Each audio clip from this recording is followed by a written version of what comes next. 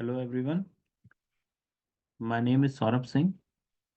I am assistant professor in the Department of AIML and Cybersecurity at Sagar Institute of Research and Technology.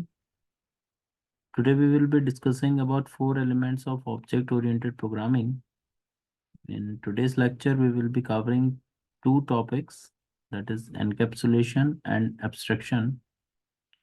And in the later, we will be covering another two, that is polymorphism and inheritance. So for today, we will be studying encapsulation and abstraction. So first of all, let's see what is encapsulation. So encapsulation, as you see here, the current slide, it's written that encapsulation is defined as the wrapping up of data and information under a single unit. Means क्या होता है कि जब आप encapsulation करते हैं तो इस कंडीशन में आप ऑब्जेक्ट ओरिएंटेड प्रोग्रामिंग में जब आप किसी डेटा को बाइंड करते हैं उसके ऑब्जेक्ट से या उसके डेटा मेंबर से, हर जैसे आप जानते हैं कि किसी भी प्रोग्रामिंग में, ऑब्जेक्ट ओरिएंटेड प्रोग्रामिंग में अगर हम सी प्लस प्लस की बात करें तो उसमें क्लास होती है, क्लास के अपने ऑब्जेक्ट होते हैं, ऑब्जेक्ट के अपने फंक्शन होते हैं, फंक्शन के अपने पैरामीटर्स होते हैं। सो इन सबको एक दूसरे से करेक्टली बाइंड करने की जो प्रोसेस है उसे वो प्रोसेस कहलाती है एनकैप्सुलेशन। मीन्स हमने उस डेटा को बाइंड किया हुआ है, रैप किया हुआ है कि कौन सा पर्टिकुलर ऑब्जेक्ट किस पर्टिकुलर फंक्शन के साथ बाइंड है, या कौन सा पर्टिकुलर फंक्शन किस वेरिएबल से बाइंड है, उसके अंदर कितने पर्टिकुलर वेरिएबल्स आ रहे हैं, या कौन सा ऑब्जेक्ट किस फंक्शन को कब कॉल करेगा। तो ये जो इंफॉर्मेशन एक दूसरे के साथ रैप की हुई है या बाइंड की हुई है, ये जो प्रोसेस है ये कहलाती है एनकैप्सुलेशन। तो in object-oriented programming, encapsulation is defined as binding together the data and the functions that manipulate them.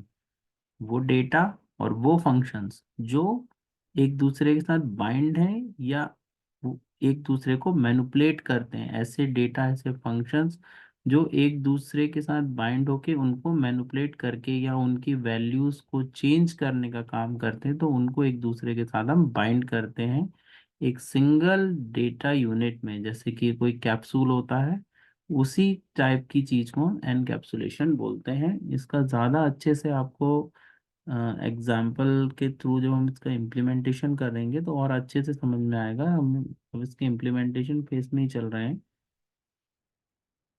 In this slide you can see this is the encapsulation implementation in C plus plus.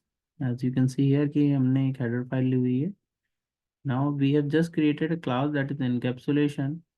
अब यहाँ पे हमने एक private में member लिया है integer a, और public में एक फंक्शन लिया है सेट फंक्शन। उसके अंदर यहाँ पर देखो हमने एक वेरिएबल एक्स इसके अंदर बाइंड किया हुआ है। किसके अंदर बाइंड किया हुआ है? सेट नाम के फंक्शन में। ठीक है। अब क्या हो रहा है, ए के अंदर कोई एक वेरिएबल यहाँ पे जो हमने डिक्लेयर किया था ए, उसके अंदर एक्स जा रहा है। अब एक गेट फंक्शन है, उसके अंदर हमने किसी को बाइंड नहीं किया है। गेट फंक्शन एक सिंपल फंक्शन है जो एक वैल्यू रिटर्न कर रहा है ए। ये वैल्यू जो आप यहाँ पर आ रही है ये वैल्यू रिटर्न करेगा ए। लेकिन ए को वैल्यू कहाँ से मिलेगी? एक्स से। एक्स को वैल्यू कहाँ से मिलेगी? सेट नाम के फंक्शन से। मीन्स ये इसके साथ बाइंड है, ये इसके साथ बाइंड है। सो और ये पूरा यहां से यहां तक का ये पूरा एक क्लास के अंदर बाइंड है, जिस क्लास का नाम है एनकैप्सुलेशन। ठीक है। ये देखिए यहाँ से ये जो फंक्शन शुरू हो रहा है यहाँ पे खत्म हो रहा है, ये यहाँ पे सेमीकोलन लगा हुआ है। तो ये पूरा एक एनकैप्सूल हो गया है, कैप्सूल के फॉर्म में है, और इसके फंक्शन और इसके वेरिएबल जो हैं एक दूसरे के साथ जगह जगह पर बाइंड है। अब जब हम इसका मेन फंक्शन देखते हैं, यहाँ पे क्या हो रहा है, हमने एनकैप्सुलेशन नाम की क्लास का एक ऑब्जेक्ट बनाया है, और ऑब्जेक्ट में एक 10 जो इंटीजर है उसको पास किया है सेट फंक्शन के अंदर। ये क्या हो रहा है यहाँ पर, ये इसके साथ में बाइंड हो रहा है। ठीक, this is the concept of encapsulation. अब हम यहाँ पर सेकंड उसमें चलते हैं, यहाँ पर एब्स्ट्रैक्शन में। एनकैप्सुलेशन के बाद हम सेकंड उसमें चल रहे हैं, दैट इज एब्स्ट्रैक्शन में। So एब्स्ट्रैक्शन में क्या हो रहा है आपका, abstraction means displaying only basic information and hiding the details, कि हमको यूजर को सिर्फ उतना ही पार्ट दिखाना है जो उसके काम का है, ना कि पूरे प्रोग्राम से यूजर को कोई मतलब नहीं होता। फॉर एग्जांपल जैसे कि हम बात करें, कोई कार है, कोई कार को जब हम सुबह मान लीजिए हम घर से निकलते हैं, उसको स्टार्ट करते हैं, तो हम सिर्फ इग्निशन को ऑन करते हैं। बट एक्चुअल में अगर प्रोसेस देखी जाए तो क्या सिर्फ इग्निशन को ऑन करने से ही कार ऑन हो जाती है क्या? नहीं, कार में पेट्रोल भी होना चाहिए, कार में इंजन ऑयल भी होना चाहिए। बट जो यूजर है, जो कार को जो ऑन कर रहा है, क्या उसको इन सब चीजों से उस समय मतलब है? उसे तो सिर्फ इससे मतलब है कि कार का इग्निशन अगर उसने ऑन करा तो इंजन स्टार्ट हो जाना चाहिए।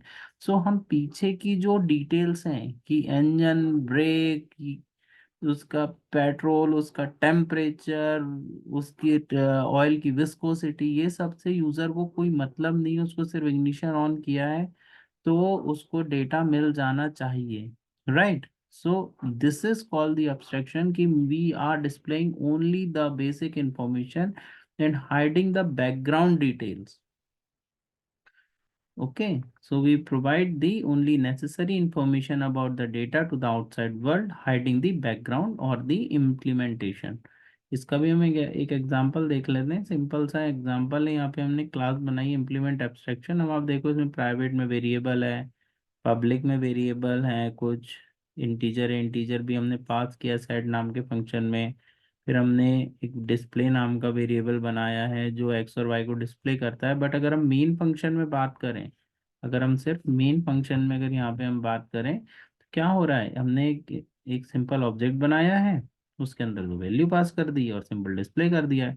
तो यूजर को तो ये लग रहा है कि अगर एक सेट नाम का फंक्शन हमने इसके अंदर दो वैल्यू दी और डिस्प्ले किया तो ये दोनों वैल्यू आराम से उसको बाहर आउटपुट में रिटर्न मिल जाएंगी।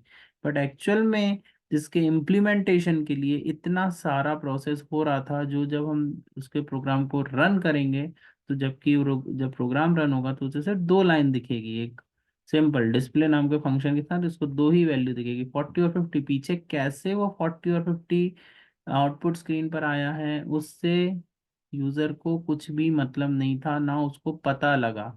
सो this is called abstraction. Hope you understand both the both the element, that is abstraction and the abstraction and the encapsulation. So we will be meeting in the next class with the two more elements, that is polymorphism and inheritance. Thank you, students.